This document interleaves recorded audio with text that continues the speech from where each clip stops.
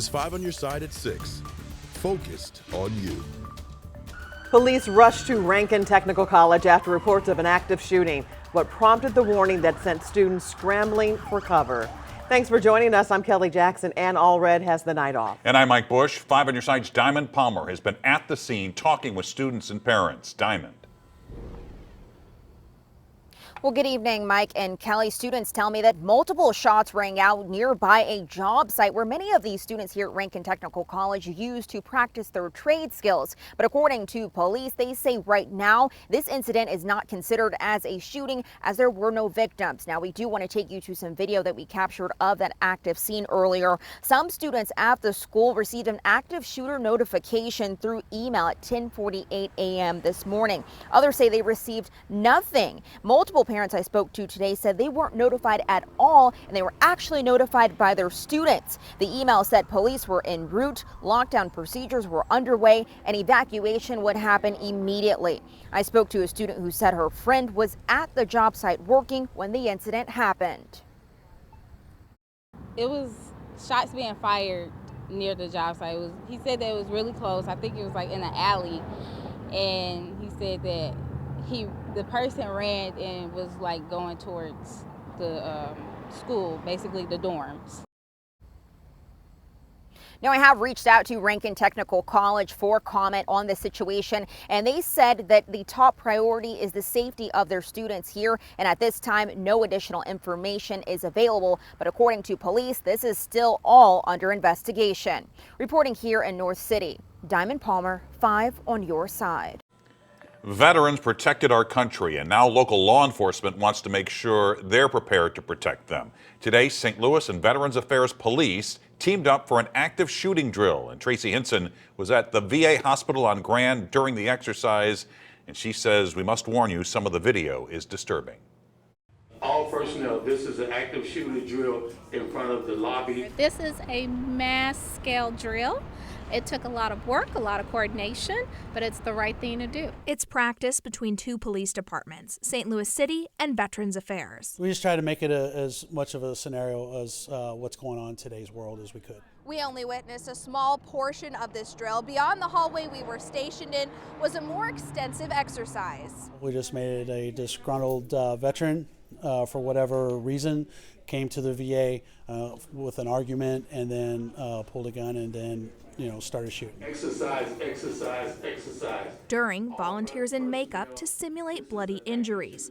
After, in the optical department, a mock crime scene. You want to make the training as real as possible. That way, when everybody is participating in it, the realism is what makes the training more accurate and for everybody to respond the way they're supposed to. Another very real component, actual hospital goers. So that was the biggest challenge. I've done these drills before in training with police officers and role players, but it's a different challenge when you're including the whole facility and you have patients and staff involved. So you have a lot of unknowns with that. Perhaps it's why this drill is a first for the St. Louis VA. This has been months in the works. It took us at least 6 months to get everything logistically planned. We're working with our community partners, our police department, local hospitals, just to be prepared for this exercise. The drill was scheduled to take 2 hours, but only took around 40 minutes. Tracy Hinson, 5 on Your Side.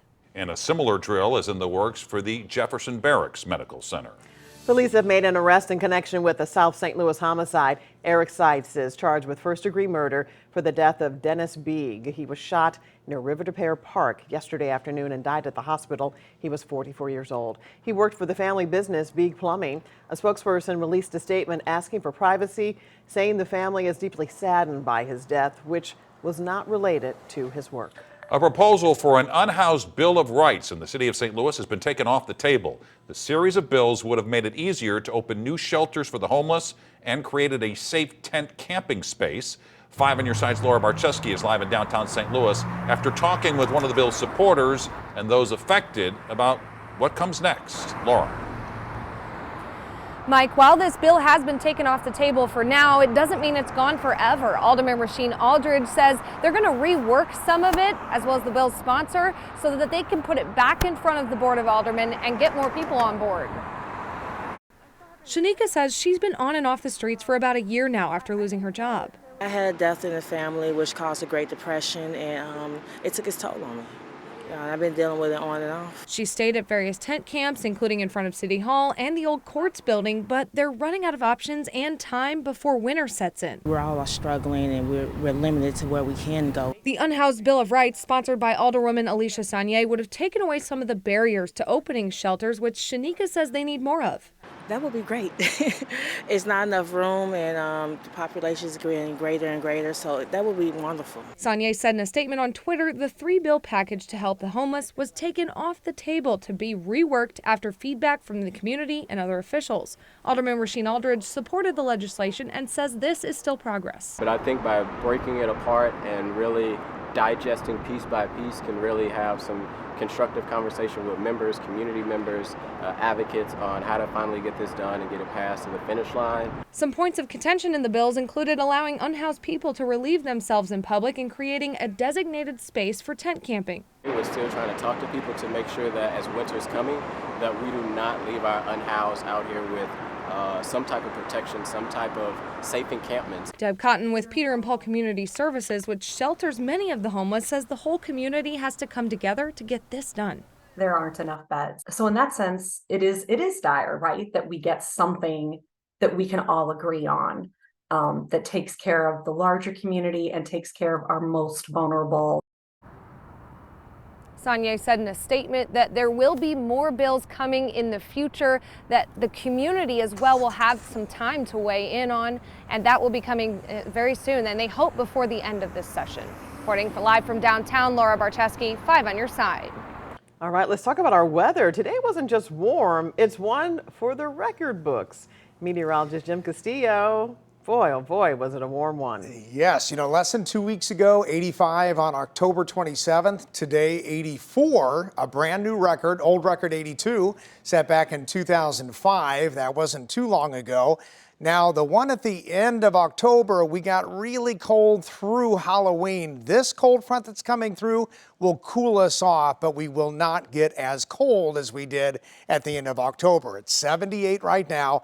Our wind has shifted northwest at 7, and there's a slim chance of a sprinkler shower through midnight, and then we clear up and we're in the 40s as we go into tomorrow. But how much colder will we get, or cooler? We'll talk more about that coming up in Maine weather in just a few minutes.